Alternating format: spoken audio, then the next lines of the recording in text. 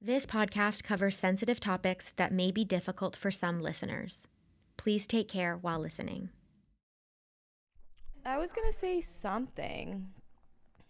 No, I was going to say that we should do a big scream just to get it out. Because I went to Othership with my boyfriend last week and we screamed in a dark room together in the sauna. And it really felt amazing. Should we scream into the pillows? Should we hold it and scream? Okay. Let's scream into something. Get it out. It's going to be a deep pod. Hit myself with the thing. Do you want this pillow? Yeah, let's do it. There's trees in my way. Oh my God. Okay. 5, 6, 7. That was good. Holy shit. I needed that so bad. You want to do it again? Yeah, I did. Okay. 5, 6, 7, 8.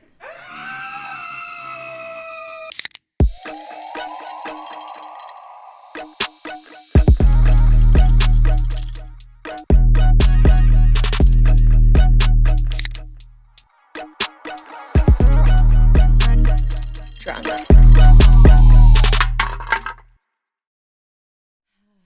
Okay.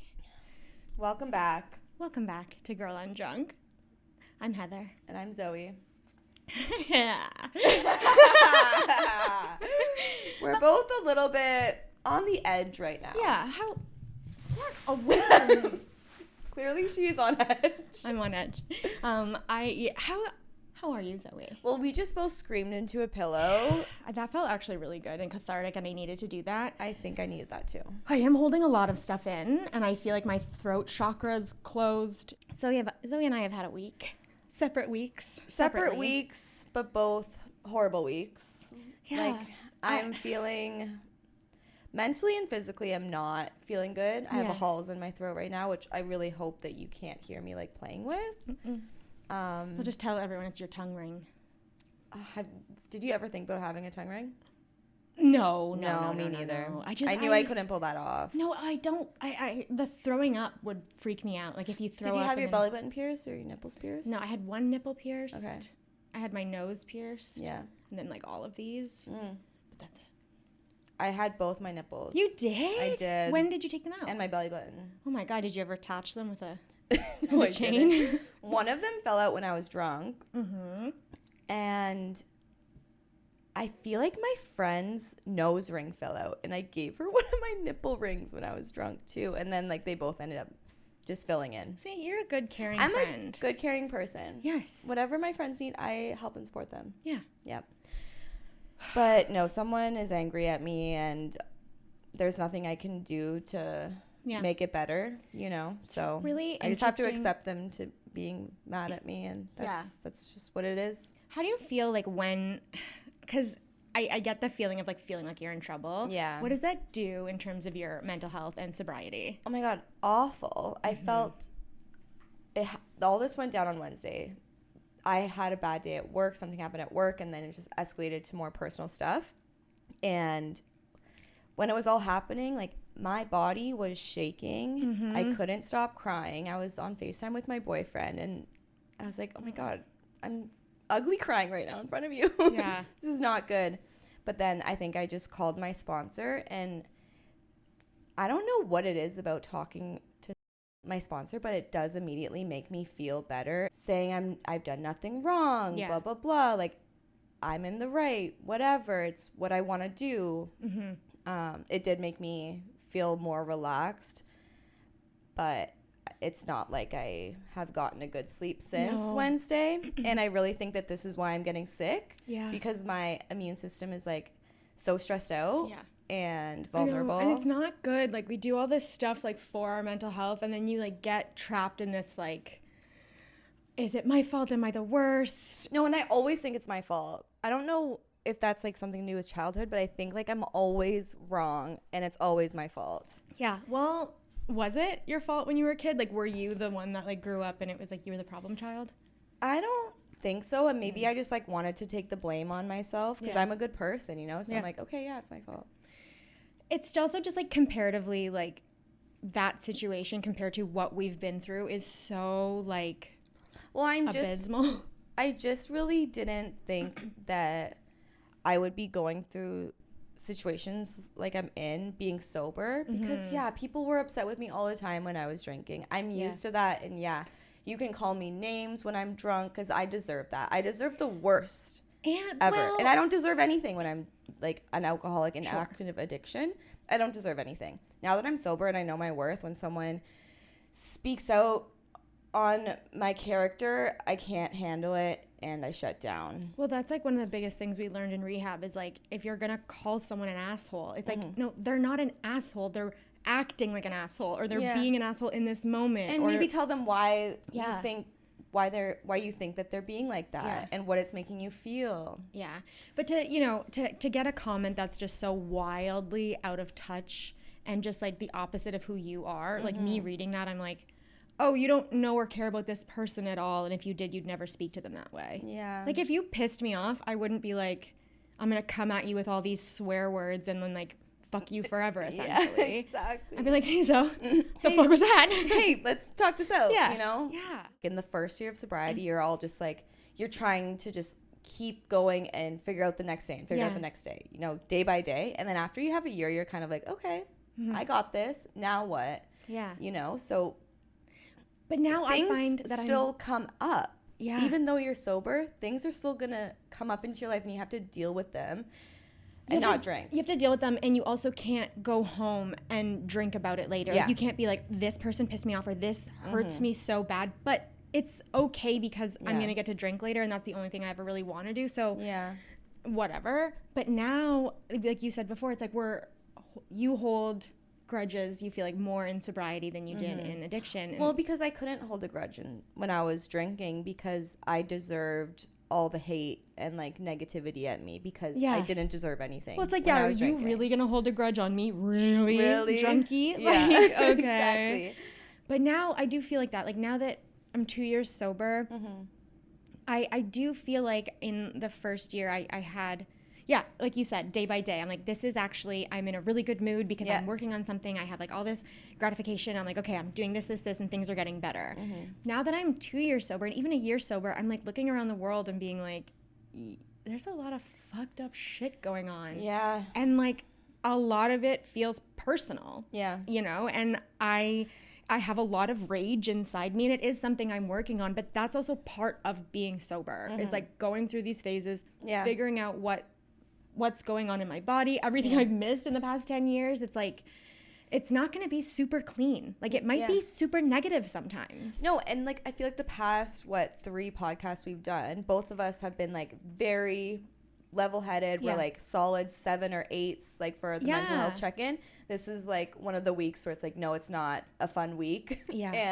But we're still maintaining our sobriety and putting ourselves first. And that's all that really matters. All the other energy around us, we don't have to bring it in if we don't choose to. I think like a really big thing I've learned in sobriety is that like I know myself. Like I know I'm a good person. Getting sober, I know my intentions. I know what I want. I know how I feel about other people, and I know that I care deeply about other people. And so when things come at you like that, when it's against your character, you're like, you don't see me, babe. Yeah, and then it's like sad that they don't see you. Yeah. But their loss. Yeah, we'll see how that plays out. I mean, everything happens the way it's supposed to. Yeah, people need time. And my friend did say to me, like, when I was contemplating about starting this podcast with you, I was like, oh, well, what if I say things and people don't like that I'm talking about it? And what if they're upset with me? What if I lose friendships? What if I lose relationships, like sexually? Yeah. And she's like, babe, if you lose someone over something that you said on the podcast, then they're not your people. No. They're not your people. People who I know that love me, like, you really can't say the wrong thing to the right person. Yeah. And we all say things sometimes that are like gonna piss someone off, or you interpret things the wrong way. You're sensitive to things, but you have to sit with it, reflect, and then maybe have a real conversation with me, and don't come at me like that. Yeah. Especially if you're drinking. Yeah. And everything that we say on this podcast is from our point of view, and everything that we say on this podcast, we relate it to how we felt in that moment and how it pertains to our sobriety. Yeah. I don't think we're out here trying to shit talk anybody. At least I'm not. I don't think you are. No.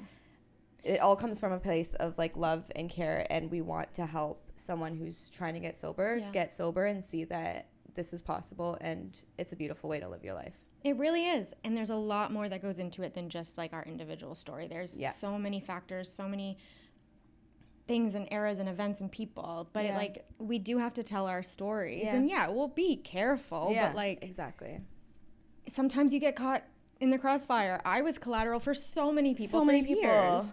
So you know, I love everybody, and same. There's nobody in my life that I'm gonna like actively try and hurt. No, because I think everyone in my life really does love me and has like done the best that they can to like either be my sister or raise a kid or like be, you know, a friend. And, you know, people are doing the best at any given time, and sometimes their best is shit. And that's that. Okay. But my mental health, I would say, is at like a 4. But honestly, I feel better already. Honestly, that Scream, I think, just helped us all. The Scream is good. The Sober Companion is good. Yeah. I don't know what I would do without you. Don't ever leave me. Oh, my God. Oh, God. Yeah, I'm at a 4, too, honestly. Like, I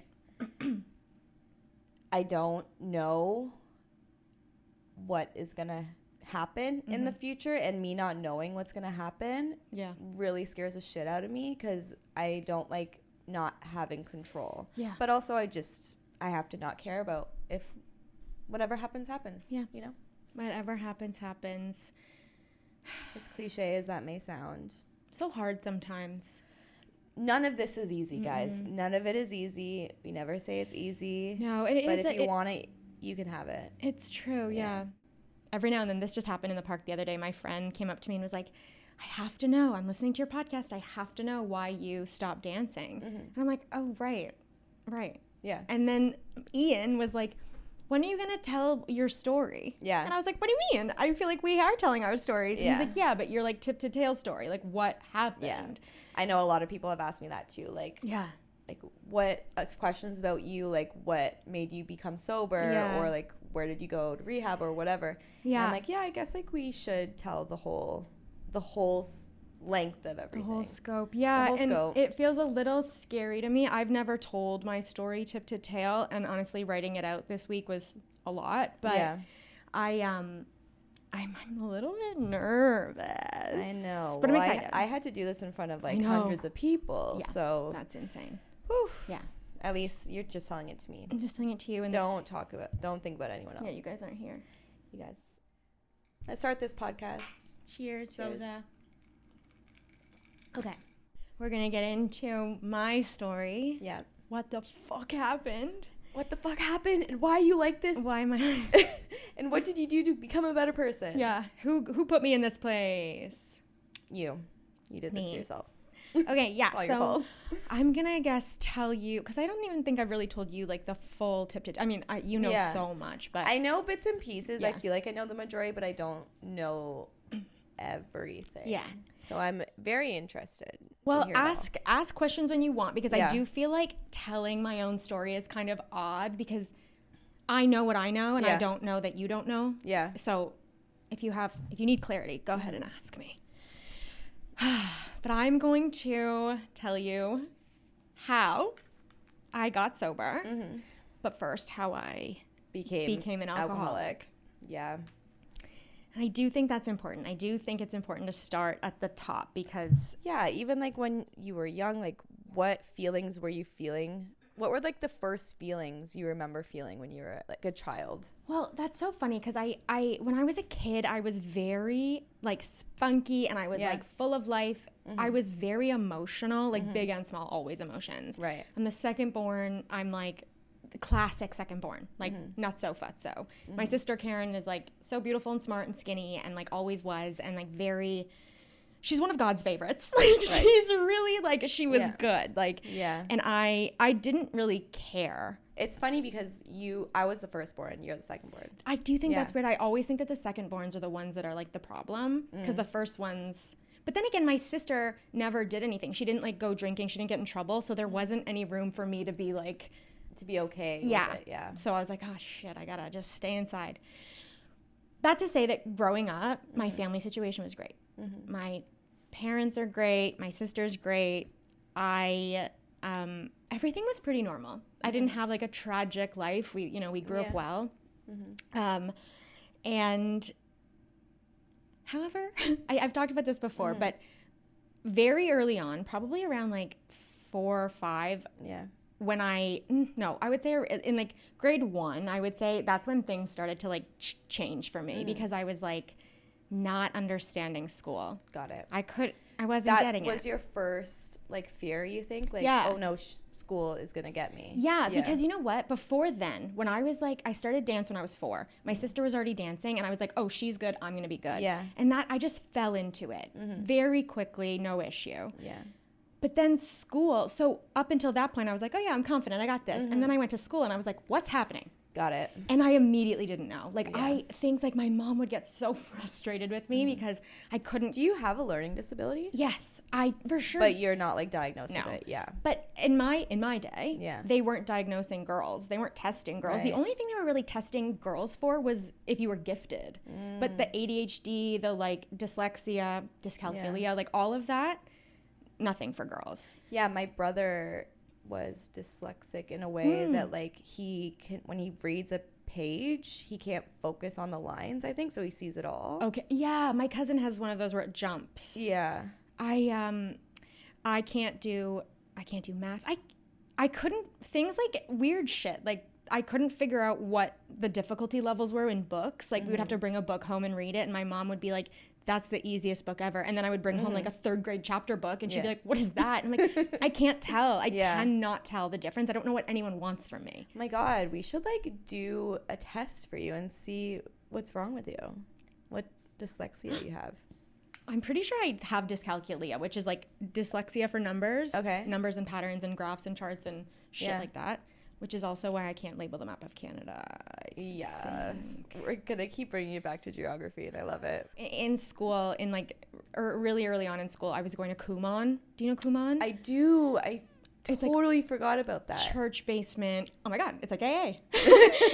Church basement, smells like AA. Yeah. Sit there, and you would just have to like do these booklets, but I'm like, I don't know what I'm doing, so how am I supposed to manage this? So I knew at a very young age that I was not smart. Yeah. Like I knew that.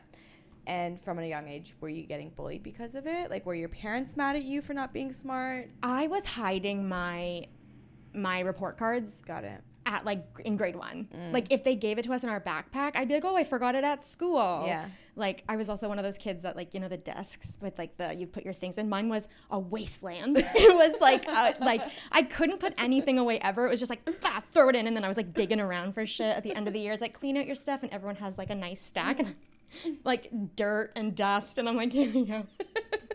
Like, God. I don't think I was ever like tidy like that at my desk, but I wasn't messy. I was always just the in between, I guess. Oh God, I wish I was the in between. I always just wanted to be the in between. Yeah. I can't get there. Yeah. By grade 3, I'm failing almost everything, and that's true. Like, and were you held back? No. Okay. Should they have? You know what? I don't think it would have mattered, to be honest with you. I don't think that I was going to get it either way. There was no attention. I also couldn't I was a kid, so I couldn't explain why I didn't understand. Yeah. And you were ashamed that you couldn't understand, so you probably didn't want to talk about it. It was so embarrassing. Yeah. It was so fucking embarrassing to constantly and we would sit next to each other in class, and we would get our quizzes back, and mine would always be like a C or a D. I was literally failing almost everything in grade 3. I was dancing at the same time, and I will say that I learned also from a very young age that the tough do survive, like the strong survive, because growing up in the 90s, even now, I mean, cheer coaches, dance coaches, they're screaming. I'm sure your skating coaches were screaming. They're screaming in our face. Yeah.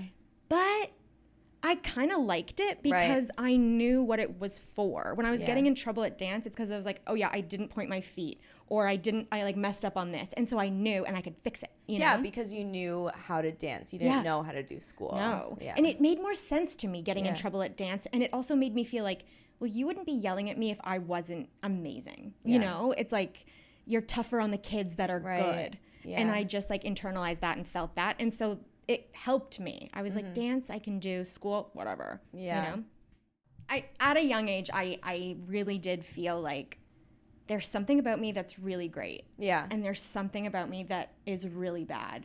And I am going to have to figure out how to keep anyone from finding out that this is bad. Yeah, and so I knew that's that. interesting because like the first thing you were hiding, because like as alcoholics we hide everything, you know. So the first thing you learned to hide was your report card, was the fact that you were dumb in school. Yeah. Sorry, I said dumb. But No, it's okay. I was, but you know what? Those are the words I had at the time. Yeah. Like, and a lot of people don't have like, oh yeah, I'm not dumb. I just learned a different way. It's like when you're that little, you don't know that. And if you were never diagnosed with something, then you just thought you were dumb, which is a really, like, you can't change that. No. You probably felt like, oh my God, I can't change this, what's inside of me. Like, I'm just, this is who I am. Of course not, because every day we would move on and do another thing in school, but I'm like, I didn't learn that. I don't know what we're doing. And I would often just go, oh, I guess I'll learn it later.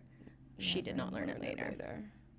So by grade 3, I'm failing almost everything. I get pulled out of public school and I go to private school. Okay. So this is all happening in Ottawa? This is all happening in Ottawa, yeah. So first I want to say that people have asked Zoe, people ask me, why does Heather hate men? It's the main question I get. Yeah, it is a big question. And I will say that I don't hate men. What my therapist says is that I hate essentially the patriarchy, but I really hate when men get away with things and they can just like hurt so many people in their path. Yeah, and just like act like nothing has gone wrong. Yeah. They didn't do anything wrong. Nothing has happened. Nothing has happened. They didn't hurt hundreds of people. No. And so when people ask me why I hate men, this is where it starts. I love my dad. I love DJ. I love Ian. I love many men in my life. I do. And I surround myself with limited, but very good, safe men. Yeah. And I love them. But this is where it starts for me with my aversion to, would you say, to men. Yeah. I went to a private school. I was in the start of grade 4. It was the first month, and this private school only had 80 kids. Now, remember, I went to this school because I'm stupid, right? No one was telling me I was stupid, but you know when you're a kid, you know you're fucking stupid. You're not passing anything. Did your parents come off to you being like, oh, like, we're going to go into a school, it's going to be better for you? Yeah. So they said I needed more attention. Yeah. And, like, they never called me stupid, but they never said, like, you suck, so we have to put you here. But it's like a good thing for you, and you were excited for it. Were you excited? I think I was sad that I was gonna like miss my friends, but I don't really remember being that devastated by it. Right. I just was so bad at school that I'm like, oh, whatever. Yeah, it is what it is. This school went from 8:30 in the morning till 5:30 in the afternoon. Wow. And my first month of grade 4. Well, let me set the scene. This school was in the woods, like in kind of in the middle of nowhere, 80 kids, and it was a very like family-run staff. So was it grade 1 to grade 8? Grade 1 to grade 10. Grade 1 to grade 10. Yeah. Interesting. Okay, so I feel like I want to touch you. It's like Orna. When I started this school, I'm in grade 4. I'm wearing my little uniform, and I'm terrified of everything. And I'm in the portable at the back of the class, at the back of the school. Okay, a private school, but you still have portables? It was like the school was like a log cabin basically with like a bunch of little like portables. Yeah, it was a fire hazard. But so grade 4, I go to school, and within the first month of school, I'm in class, and my teacher asks me to go to we're going to call him Mr. Tini, Mr. Tini's classroom to get a textbook. Okay. And Mr. Tini also teaches my sister. So my sister's in his class, and did you and your sister go there together? Yeah. Okay. Yeah. At least you could go there with your sister, you know? Well, at least there was someone there that you were going to know. At this time, sorry, Karen, but at this point, Karen was embarrassed by me. Like, she didn't want anything to do with me at this point because I was she embarrassed by you because you were like not smart? I was loud. I was loud, and I got in trouble a lot. She like didn't want to be around that. And she was perfect and could do no harm. Well, and she was afraid of getting in trouble. So the way she did that was just to be like perfect. Right. And the way I did that was like, I can't do that. I'm not gonna. Yeah. The rebellious little child. I love it. God. So I was like, okay, I'll go down to the main building and go to his class. I've never met him. The only thing I know about Mr. Tini is that A, he's really funny, and B, he's really fucking scary. this is what people have said about him? Yeah, and what like you girls like no, you just walk by his classroom and you hear screaming. oh. And you like also see like him laughing with people at recess. So it's a very confusing situation. So I go down to the classroom. I knock on the door. He says, come in. And it's like that weird like Mennonite school. So you walked in. Everyone had to stand up. And I said, hi, I'm Heather. Can I borrow a textbook from Miss whatever? And I walk in a little bit and he goes, do you pee with the door open? And my face, like I just felt myself like shut down. I was like, what? There's no way he just asked me that. Yeah. And he said again, do you pee with the door open? And you can't possibly, I'm 10. Yeah. You can't be asking me what I do in the bathroom. You can't possibly be asking me that. Yeah. So I'm like a little bit. You're just like confused and like, let's just not answer that because he cannot be asking me that. I'm also one of these kids, and still now when I get embarrassed, my face goes tomato red. Yeah. So you already got me. You know when you've got me because like I'm a tomato.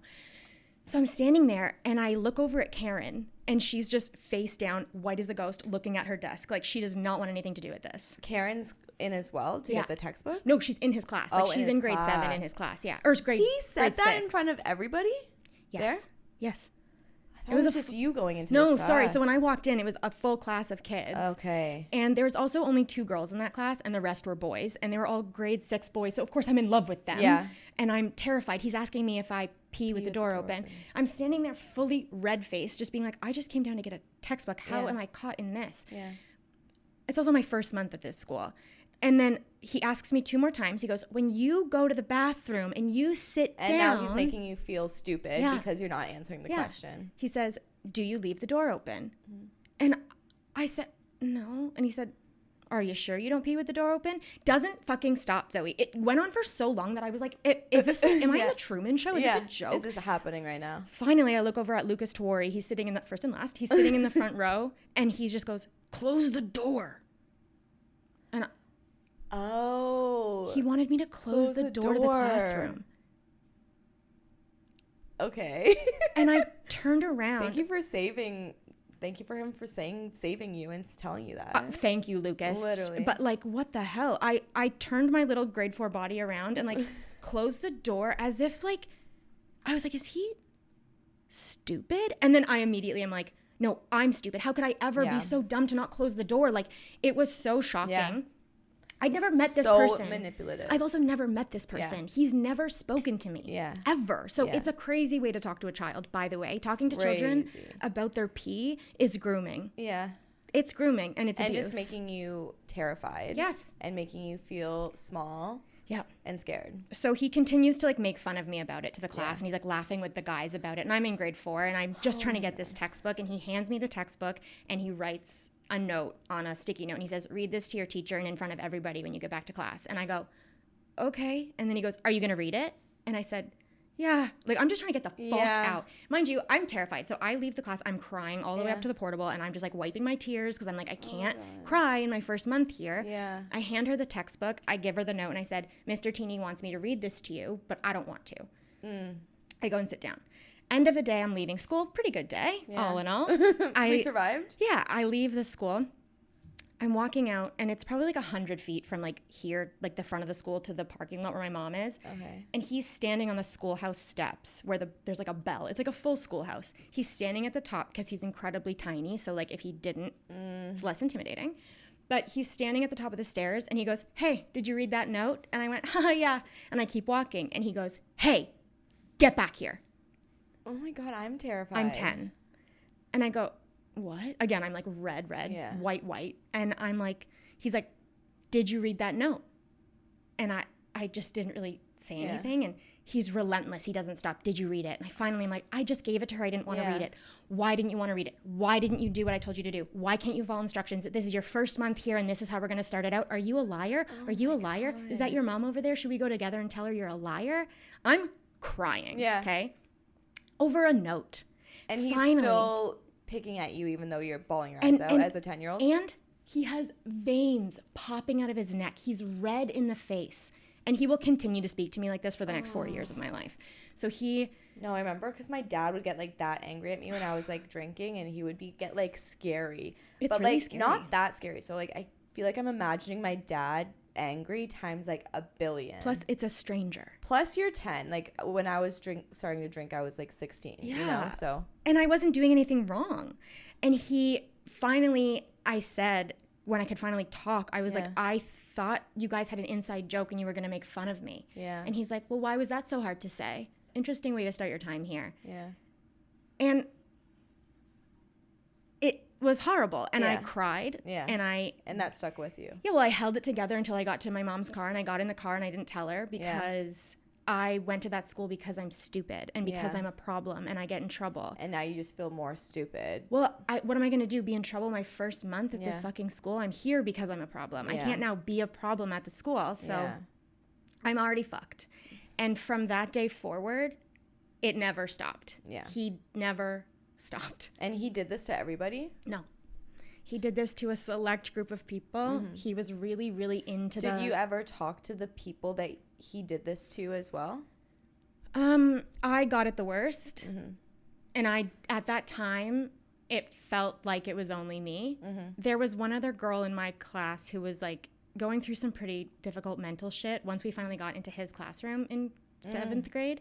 So was that the worst year of it all, was when he was your actual teacher? Yeah. Yeah. That was, I mean, it didn't stop because grade 5, we had maybe gym class with him. Grade 6, maybe I had health class with him. And then once I got into his class, it was like he had me all day. Yeah. All day.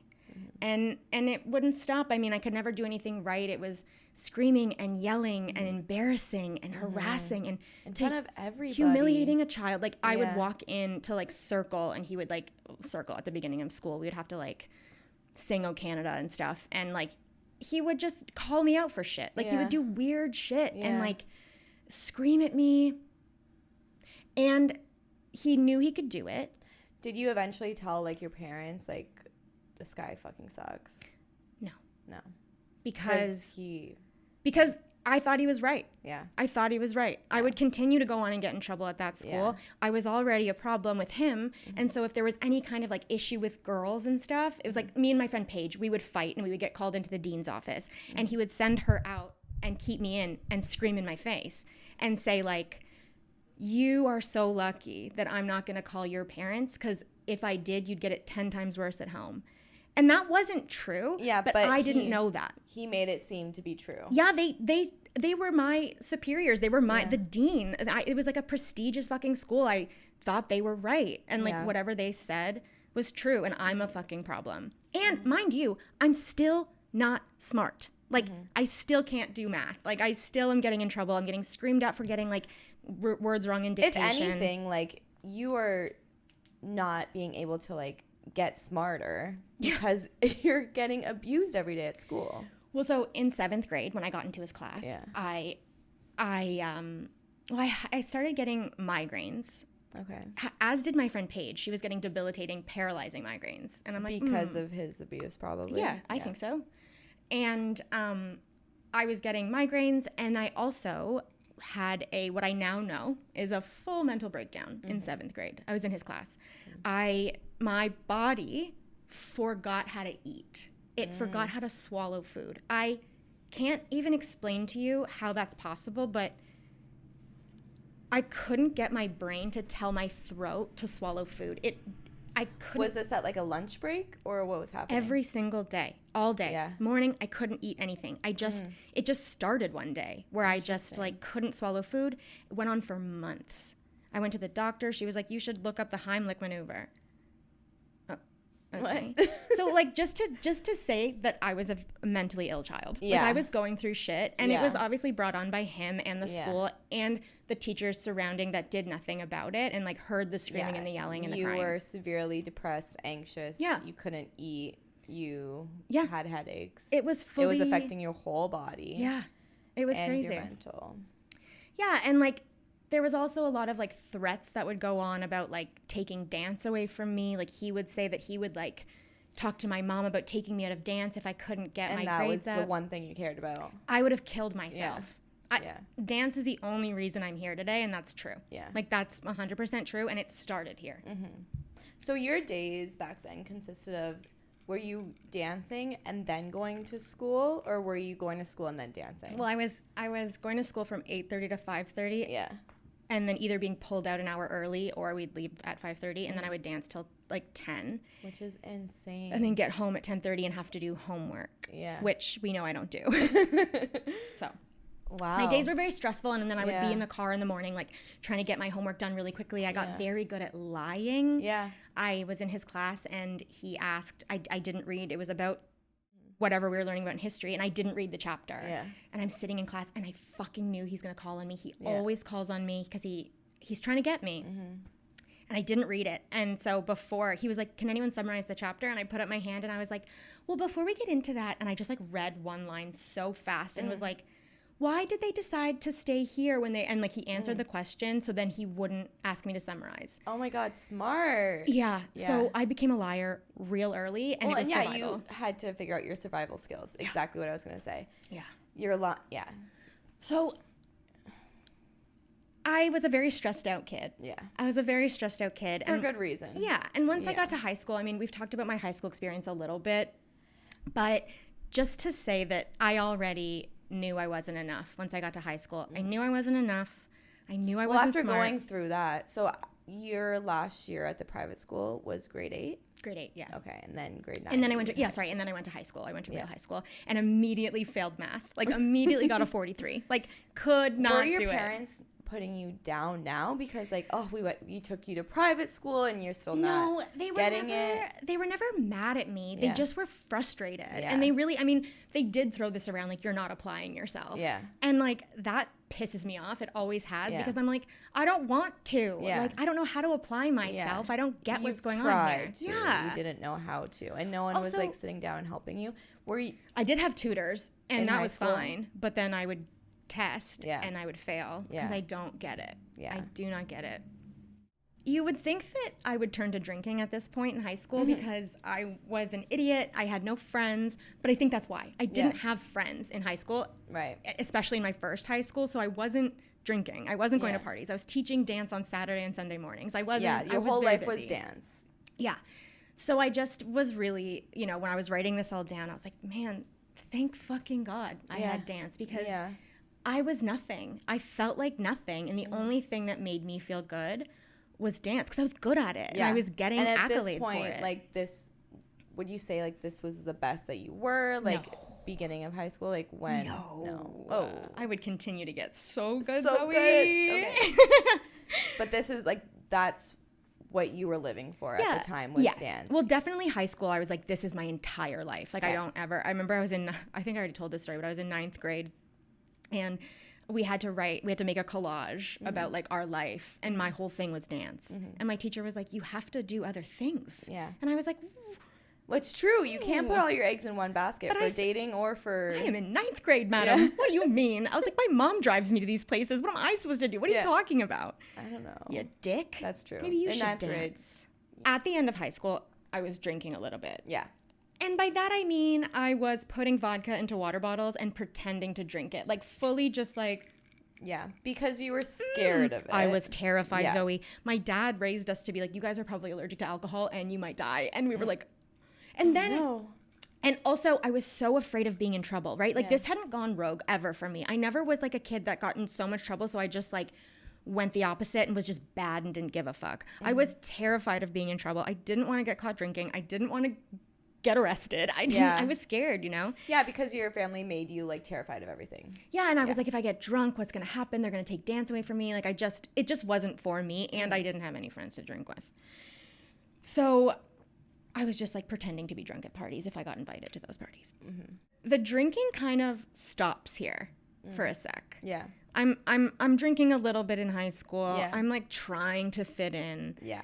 You're getting bullied. But then what happened is I got into Boston Conservatory, and it was a full dance program, and I'm not fucking skinny enough to be there in my own head. Who's telling you that? Me. Are your coaches telling you that? No. No? just me. Okay. I'm also, 17? My body's changing a little bit. I'm like getting kind of like a hippie. Yeah. I'm like, things are changing. And like my body doesn't have the metabolism it did when I was a kid. And so now I'm like, oh God, I have to stop this immediately before I get any bigger. What about when you had trouble swallowing food when you were at that private school? Did that just like kind of continue? Like, did you like not? Like, that's a funny question because I hadn't ever thought about that. But I'm a therapist. I did like it. Yeah. I did like that people were worried about how thin I was. Yeah. Worrying about people were worrying about you, and you liked that? Well, I think I liked the attention. Yeah. I think I think I just felt so unseen in a way, and like this thing was happening to me and I couldn't swallow, and it was like, okay, well, people are worried about it in a way, so at least that's something. Like it wasn't what I needed. I needed to eat and swallow, but okay, but now you're commenting on how skinny I am. And you needed people to see that you couldn't eat and swallow because of what was happening to you at that private school. And I did not connect that, but that's probably exactly true. I was like literally starving myself because I couldn't like tell anyone what was going on. You couldn't tell anybody, and you wanted people to know that something was going on. Before I went to Boston, the summer before, I was dancing a lot, and I was decided that I got to get real thin before I go. But I didn't know how to do that. I didn't know about skinny. I didn't know about thin. I grew up, everything was fine. I did grow up in a house where like there was a lot of like fat conversation. There were like scales. Like almond mom. I was weighing myself when I was a kid. Like I remember being 64 pounds when I was, what would I have been, maybe 6 years old? I don't know what you are, but like I remember being 64 pounds at some point. That's how young I was weighing myself. Yeah. Yeah. I don't remember being 64 pounds ever in my life. Like, I don't think I weighed myself as a kid. Well, it's insane. Yeah. The only reason would be because it's like funny, but like, or at like the doctors, I guess. Yeah, or at the fair, and you're like, how much do I weigh? How much does this cow weigh? Or guess my I weight. think there maybe used to be like a weight restriction on roller coasters. Devastating. So I think I needed to be like a certain weight for certain roller coasters. When we were kids, we would go on vacation, and you know those jumping trampolines with like the harnesses and you could flip? Yeah. That you had to weigh yourself. Yeah. And I didn't, and I just told him how much I weighed, which I was probably, I don't know, I don't want to say numbers, but I was in high school, so like let's just say I'm 120 pounds. Yeah. I was like, I'm 100 pounds or 110. Yeah. But the problem with that is they put the harnesses on you, and then you don't, it doesn't work. Jump enough, yeah. So they had to like, and that felt so shameful to me at that point already. Yeah. That was high school. So I always knew that weight was a thing. It just hadn't affected me yet until I had to go to Boston, and I was like, I'll be eating Special K from now until the end of time. People you were dancing with, were they very thin? Like the people that were like better than you or like higher up than you, were they thin? Well, funny you should say that. That didn't exist. Oh my God, she was the best, guys. No, my best friend was the best. I was the best. Fuck yeah. At like in my like 10th, 11th, 12th year, I was the best. Ariane was the best in her studio. Like like there was a group of us that like were the best. Fuck yeah. And the people I was dancing with, like if you were thinner than me at my studio, it didn't really matter because you weren't as good as me. Yeah. And so, and I don't mean to say that being a bitch, but it just didn't click yet for me, but it will. Yeah. It will very soon. Okay. Because I went to Boston. I'm just trying to think of like why you thought that you had to be thin all of a sudden for Boston. No, because we grew up, you know what? I don't even think it was just for Boston. I had love handles growing up my whole life, even looking at like videos when I was like 8. I always had like a little like extra fat part on my, and I did. And like, okay. I don't believe you, but okay. But the thing is that we were wearing bodysuits and tights, and where your tights cut, if you had any kind of extra, you would see it. Right. So it was probably that tiny minuscule thing, but you could see it. Well, bodies are bodies, but like I always had an issue with that, but it wasn't fucking up my life yet. It was there. It kind of feels like when I think about it, it's like my life is going, and then all of these like mental illnesses and weird fucking shit are coming, but I just don't know yet. And I'm like, and then this is like coming at me, and then all of a sudden I'm like, where did that come from? And it's like, you could have just looked over your shoulder, bitch. But but you didn't want to think that anything bad was going to happen. Well, at that point I was like holding everything down. I was just like, I'm good. I've got it. Trying to get through life. Yeah. And I had a purpose. I did. I had a purpose at that time. And so that really helped. which was dance. Now, when I got to Boston, this is actually where I met Ariane, and I was immediately terrified of her because she is going to be so annoyed that I'm saying this, but she is like perfect. No, you seem perfect, Ariane. She is. And like, she's so talented and also like very, very smart and focused. And the way that she speaks, when I got to Boston, I was like, I don't know, my name is Heather, I think, around, and I'm scared. And she was just like, and I'm a dancer and I'm here and I'm, you know, and I was like, fuck. And I was very shocked to not only be surrounded by such tiny, skinny people, but I was very shocked at how small of a fish I was in such a big fucking pond. Like, I got there and I was like, oh, right, the best of the best are here. I'm not the top dog. And that stressed you out. Yeah. I was like, immediately, I was like, okay, how are we going to navigate this? I'm going to have to be the best or the funniest or can't be the smartest. I'm going to have to figure this shit out. Because I already knew I'm not the best ballerina here. That's for sure. I'm not the skinniest. I'm not the best at all. So I don't know what I am now. It's interesting that because you liked being the best in 10th, 11th, 12th grade. Yeah. And now you're not the best. Yeah. I wonder if like you weren't the best in 10th, 11th, 12th grade, if you were like second best, if you would still feel like the pressure to keep being like the best ever at Boston U. I wonder if it's like I just never it's so much pressure to put on a kid. Like, yeah, you weren't like a kid, but you're still in high school. You're 17 years old, and it's so much pressure. You're the best at everything, and now, I'm not the best. I don't know. It just seems like a big difference. I think that goes for a lot of kids. Yeah, when I they think so are too. so talented at their sport, and like we talk about the NHL, but like I do know a lot of hockey guys that are addicts or have gone through it because it's like you are amazing and you have a purpose and everyone loves you for it, and then all of a sudden you don't have it anymore and you're like, what the fuck am I? Yeah. You know? So all that to say, all of that, the pressure of school, the pressure of Boston, the pressure of dancing, it immediately went to my body. It already kind of was starting, but it was so fast. It was like, I looked at everybody, I looked at me, I said, what's the difference? And there really wasn't that much of a difference, but there was a lot of people there. So there were girls that were itsy bitsy, teeny tiny problems of their own. Yeah, or just like I feel like certain genetics or like totally. Well, this is when I became very aware of the thigh gap. I was not privy to the thigh gap before. I never even thought about it in high school, and now I'm like, oh my god, these fucking bitches, their thighs don't touch. How? And I've gone through so many ups and downs with my weight. My thighs have never not touched. They're always gonna touch, and that's just where my hips are. And I keep thinking of like, your eating disorder definitely started when you were in private school. Right? I think so. Some sort of like disordered eating, and maybe like you were stressed out at Boston and you resorted back to that, but in like a very like, you knew what you were doing type of way. You really honed in on it then, because you're like, I know that this is going to make me better than everybody else, and I can do this because I did it in private school. It is funny. And it got everybody worried. It is funny, too, that my brain didn't just go, okay, well, work really hard. It's like, I'm going to work really hard, but on this really weird thing that is food. And I got really depressed really fast, and I got real fucking skinny really fast. Like scary skinny? Yeah.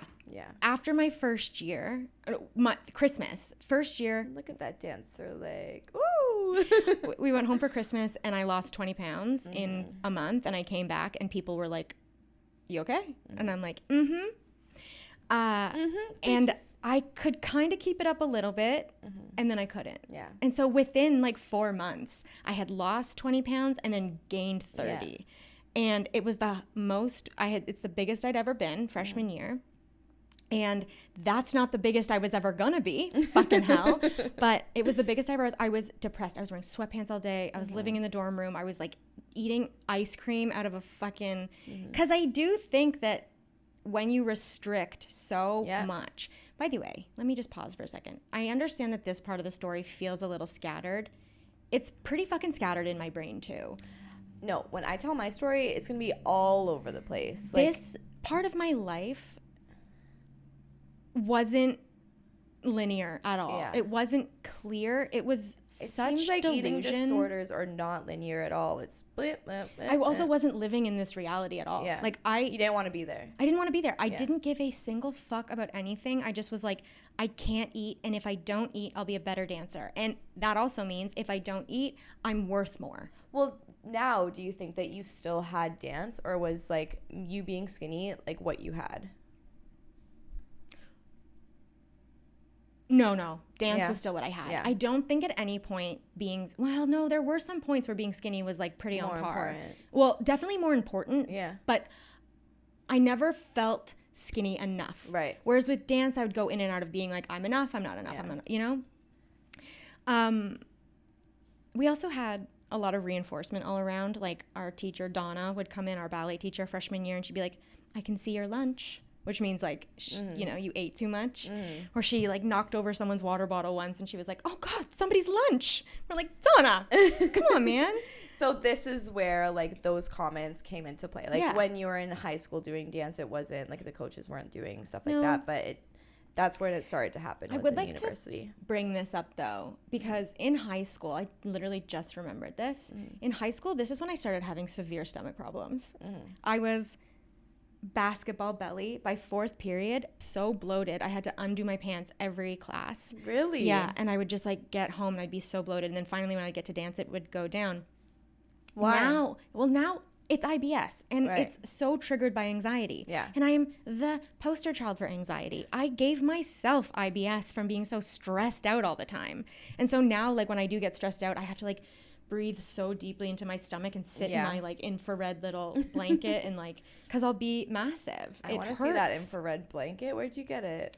Higher dose. Okay. It's a infrared sauna blanket. Oh my God, I love that. I know. But I only go in for like 15 minutes, and Zoe, it's hard for me. Why? Do you get stressed being in there? Being hot stresses me out. Oh. Are you hot right now? No. I'm so hot right now. Can someone tell me what's wrong with me, by the way? And don't tell me if it's the big C, because I don't want to know. But I have been having such severe night sweats. I wake up wet. I'm wet. No, but sometimes I wake up wet. Once I woke up wet with my boyfriend too, and he Okay. was like, "What is going on with you?" I think that I get really sweaty when I'm sleeping when I'm around getting my period. Oh, Are you getting a period? I just finished it. Okay, I think it has something to do with the hormones when you're getting or off of your period, because that's when I have very sweaty sleeps as well. Sweaty sleeps. Mind you, I just started a new relationship, and this person is over being like, oh, you are a swamp, babe. Like, No. swampy. Swampy. He's like, this one is crying during sex. She's swampy when she sleeps. What's happening? Why do you like me? Just kidding. I'm Yeah, perfect. Heather has a boyfriend. I have Did a you catch that? I have a boyfriend. Ooh.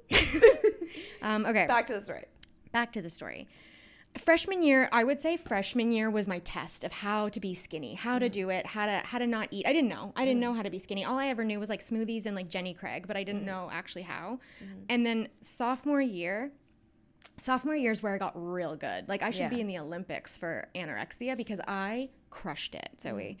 I learned all summer. I got home and I was working out hard every day. I'm going to hot yoga at 6 a.m. I'm passing out in hot yoga. That's okay. She's going to have a teaspoon of peanut butter before she goes to hot yoga. Everything's fine now. Oh my God. And then I would wait till, I would not eat. I would wait Yeah. till 2:30 and I would have 4 grapes. Oh my God. And then if I was really feeling skinny that day, I would have another teaspoon of peanut butter. And then I would knit and watch Grey's Anatomy until dinner. No, but that's literally sounds exhausting. It's reminds exhausting. me like when I think about like my drinking patterns, Yeah. it's exhausting. When you say that, that's exhausting. I remember freshman year, I came home after school, like in May, and I was at my parents' house, and I was going to take a dance class, and my mom was like, "Oh, did you eat yet? Like, do you want to take something with you?" And I lied.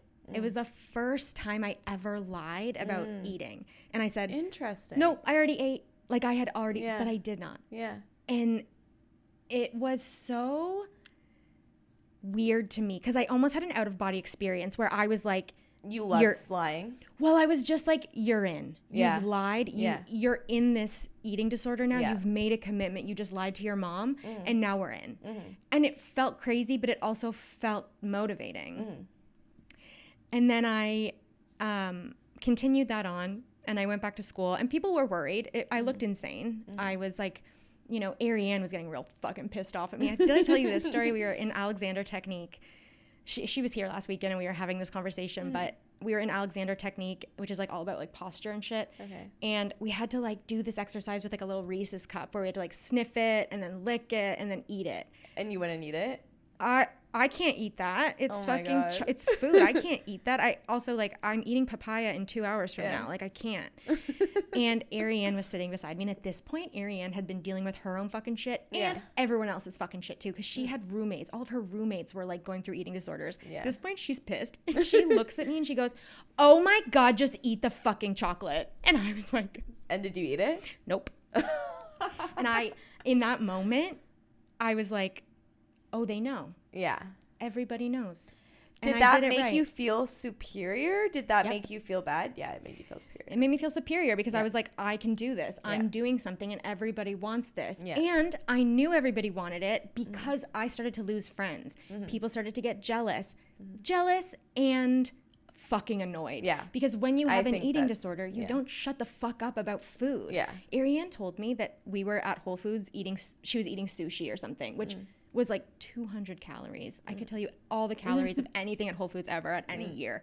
She was eating sushi, and I guess I said to her, "Oh my God, I wish I could eat that."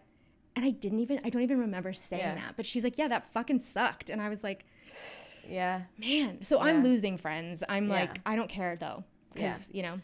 Well, also, like, your friends are all dance friends, so, like, they can't hear that because they're trying to maintain their own certain weight, right? Yeah. Yeah. And no one wants to hear it. And I Yeah. did. I want to have her on the podcast. I asked her, but my friend Gabby, she was like in her eating disorder. And we were like best friends for a year because we were like in cahoots with each other. I Yeah. remember one time we met up just randomly. She was at CVS. I walked into CVS and we both were in CVS looking at nail polish to distract ourselves from eating. Yeah. That's why we both went to CVS separately. Like it was crazy. Interesting. I couldn't throw up, so I started taking laxatives. I was taking eventually 25 laxatives a day by the end of it. Oh my God. That was a big jump. So you're okay. Because I couldn't throw up, Yeah. I was getting to a point where I couldn't keep restricting. So you would have your binge days. Yeah. Yeah. And those binge days were hell because I couldn't get it out of my body. Yeah. And then I remembered that my mom has like stomach issues, and every now and then she would take something for constipation. Sorry, Mom. And I was like, what is that? Yeah. I'm gonna find that. Yeah. CVS, laxatives. I do the normal amount, 1 to 2. I keep taking them. You're supposed to take them for a week. If you don't Yeah. poop, you go see a doctor. Oh, well, I'm my own doctor. Thank you so much. Yeah. I now am just taking laxatives all the time Yeah. and shitting at 3 a.m, like waking up with such severe stomach cramps, shitting, but then being fine and going Yeah. to dance and being like, well, I'm good now. I'm skinny. So By the way, interesting. eventually that stops working and you don't get skinny. It doesn't work. Yeah. You're just shitting out water and it's nothing. Yeah. But 25 was a big jump. well, Heather. so it happened gradually. Yeah. It was all like Well, that's what all of these things happen gradually. But the this is- eating disorder, the laxatives. The laxatives drinking. are also a drug. And Yeah. so my tolerance is Yeah. building. And Yeah. by that, if I do not take a laxative, I'm not pooping. Yeah. So I'm going weeks without pooping. So I'm taking all these laxatives. And now I'm taking them 1, I'm taking 2, I'm taking 3. Eventually I'm taking the whole carton. Oh my God. And it's 25. So I'm taking 25 laxatives every single night I don't know why this is funny. to for me. like a year. Oh no. And they stop working. Yeah. Did you ever talk to a doctor about this? No. No, because they would make me stop. Are you fucking kidding Yeah. me? Oh my God. And you knew what you were doing was wrong. I knew what I was doing. Everything you knew, everything that you were doing, you knew it was wrong. When people would say, you should just go to a nutritionist, I would say, they're going to make me fat. They're going to make me eat. At that point, to me, food was evil. Evil, I couldn't yeah. look at food in any capacity and be Yeah. like, that's great. Yeah. It was disgusting. I was disgusted by people. Yeah. If people around me were eating, I eating? was horrified. I'm like, Ah. you are so gluttonous. This Yeah. is... And not because I was judging them. I was so upset with myself that I couldn't do that. Yeah, you were projecting. Why can't I eat Yeah. like a normal person? Yeah. Why can't I drink like a normal person? Yeah. Why does everything have to be so fucking crazy for me? Yeah. I can't just go to a nutritionist because I'm different. Now, when you take laxatives, you start shitting yourself in random places. And that's a little PSA to everyone. Don't get addicted to laxatives because you're going to shit yourself talking to your choreographer in the middle of the Boston Commons. No, I've shot myself some places too. Did I still get the lead role in that piece? Yes, I did. Nice. Shit myself and everything. Fuck. So at this point, you were still really good at dance. Oh, yeah. Yeah. Like the eating disorder of it all, the laxatives of it all, like it didn't affect your abilities. It didn't start to affect me until third year when I was severely depressed. Okay. I don't even really know like what happened. It was just building and building. And honestly, it was like I was chasing this thing from the wrong angle. I'm like, I don't care to be in class because I'm so depressed. Class isn't going to make me better. Not eating is going to make me better. Working out every day is going to make me better. Right. But like being so separate, like I just like stopped going to class sometimes. Mind you, no one fucking checked on me, but that's all right. Yeah. Eventually. So you weren't going to class, but you were going to dance. And none of the dance teachers were like, yo, you miss school? Well, the thing about being in like a high level thing is that like, first of all, you're so fucking replaceable.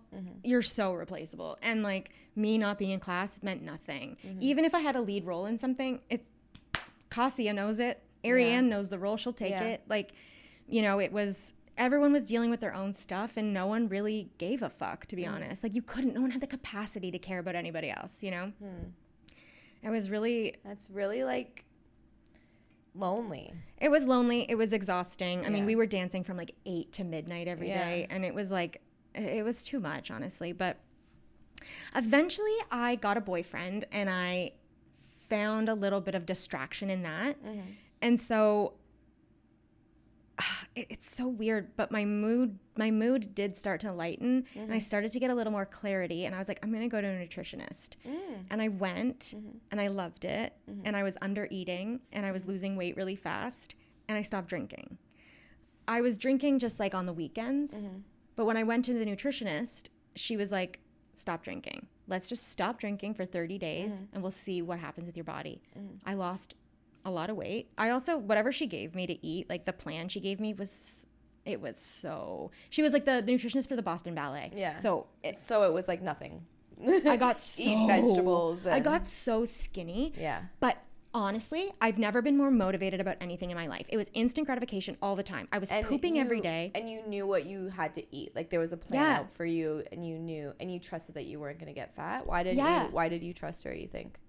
I think because my friend Gabby went to her and I was telling her, I'm like, I'm afraid she's going to make me eat. And she's like, it's okay. She's not going to make you fat. She doesn't want to make you fat. Yeah. And I felt in that moment, I was like, I don't really have a choice here. I'm so fucked. And like, I know at this point, I can't restrict food anymore. Once I got to senior year, I'm like, I cannot restrict anymore.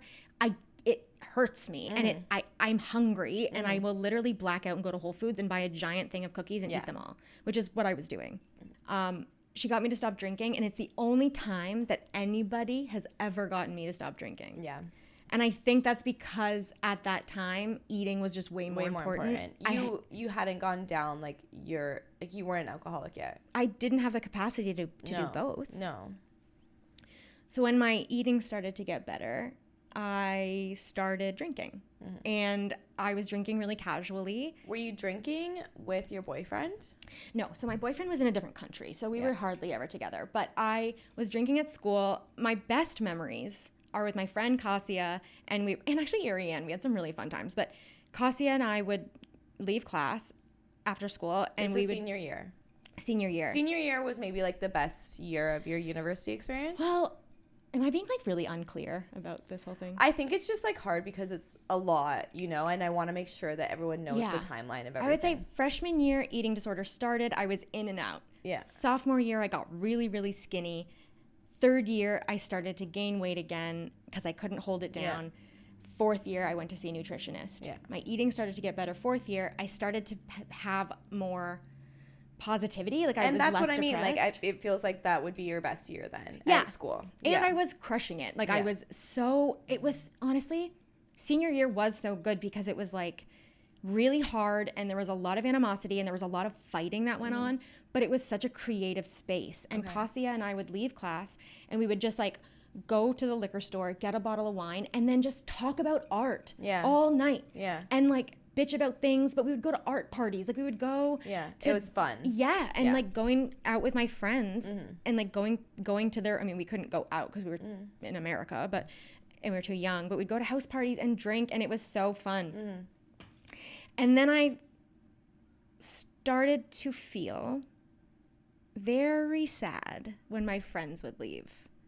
I would hate when parties were over. When someone started to get their coat, I would start to panic because that meant everyone was going to start leaving. Right. Then I started to throw parties at my own house, and I was like, great, I'll bring everyone to me. And they would leave, and I would just sit in my bed and cry. I hated it. Would you keep drinking when they left? Yep. Yeah. So I really was sad the party was over. Yeah. I never wanted the party to end. Yeah. It was so fun to like be amongst my like dancers, and alcohol made me feel so confident and fun and loose, and it made me feel like I could be the person I always wanted to be. I wanted to just be me and fucking relax and not have all this trauma and bullshit and like insecurity, and I just wanted to like be like everybody else and have fun and like work to my potential. And I just felt like when I drank I could do that. I mean, we would like go, my friend Adele and I would go at night and like drink in the studio and dance and like create shit. And it felt so good. And it felt freeing, and that's probably what you were excited to do when you were younger. Like that's the way you wanted to drink. You wanted to drink and have fun like that. And that's exactly what you were doing. But it felt like the point. Yeah. That's what it felt like. Senior year, it was like I knew the point of drinking, and I was doing it right, and it was serving me. Sometimes you'd be a little too hungover. Sometimes you'd throw up. But most of the time, it felt artistic and it felt cool, you know? So many people, so many alcoholics are creatives, and they're like, oh, well, I need to be an alcoholic to be creative. Like, I need to do this to be artistic and create, and I can't paint if I'm not drunk. I met this really cool woman at the park the other day, of course. And she's sober, of course. And she was like, yeah, you know, why don't you want to know what your full potential is?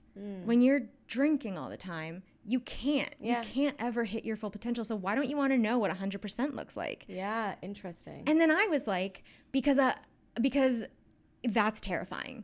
Yeah. If I give my all and it fucking sucks, I don't want to know that. So that's kind of how I felt when I moved to New York after Boston. We all kind of moved to New York or LA because you want to go the dance route. Yeah. You know, New York is very lonely because, you know, it takes an hour to get to anybody. No one really wants to hang out with you unless you're somebody. And it was increasingly lonely. I was anxious. I had a boyfriend in a different country who like was very insecure about the relationship. That was tearing me apart. I had a lot of things going on. So what were you doing in New York? I was dancing. You were dancing. I was dancing for a few dance companies. Okay. And what does that mean? Like they would have stuff going on at their so basically company? Like, honestly, basically what that meant is like one person had an idea and they wanted to create stuff, and they would write grants, like write for grants from the government and get a little bit of money and then like pretend to pay us. Okay. So like I was in a dance company for a year and I got paid $300. Damn. And would you put on shows? Yeah. The goal would be like to get into like a massive company that has like funding. Yeah. And then like people come and watch. But that doesn't really happen. That's like it's big for like the ballet world or like there's stuff in Israel. But like it's hard to, I don't know. There's just so many people trying to do the same thing in New York. And I just felt so increasingly defeated. Yeah. And I felt like nobody. Were you excited to go to New York to do that though? Like. Yeah, and I felt like I had to. Yeah. And I really had no other option. No. Yeah. Well, of course I didn't. Where was I going to go? I literally was like, I'm not going to stay in Boston. I don't know anyone in LA. I have to go to New York. Yeah. What am I going to do? Like, I have to go. And I wanted to go. I think being in a dance company, doing what I loved, was supposed to feel so good. Yeah. Like, were you thinking, like, this is the dream? Like, I'm making it. I'm in New York. This is so fun. or this is supposed to be so fun, and Yeah. you weren't feeling that. I couldn't figure out why I was so fucking miserable. Yeah. I didn't want to do anything. I didn't want to go to class. I would do things like I would get ready to go to class. I would walk down to the L or the Q. I'd walk to the Q. I'd get there and I would turn around and go home. I would be so anxious I couldn't even get on the subway. I was like, I can't put myself out here like this. And class was just going to ballet every day. Yeah, or contemporary or Yeah. whatever, or like improv. It was Yeah. easy. You can just slip in and go. Yeah. But it felt really scary for me to go. Like I just felt alone. I felt like I was an imposter. I just felt like people didn't like me, which for what? I don't know. Well, it's been your my whole thing. It's been your whole thing. Yeah. Yeah, I felt like I was like, when I would walk down the street, someone was like holding onto my shoulders and like dragging me from behind. I would just, or like dragging behind me. That's how I felt all the time. Hey everyone, Heather popping in here. Thank you so much for listening to this episode. It is a bit long, so we made it a two-parter, and we'll see you back here next Wednesday. Proud of you.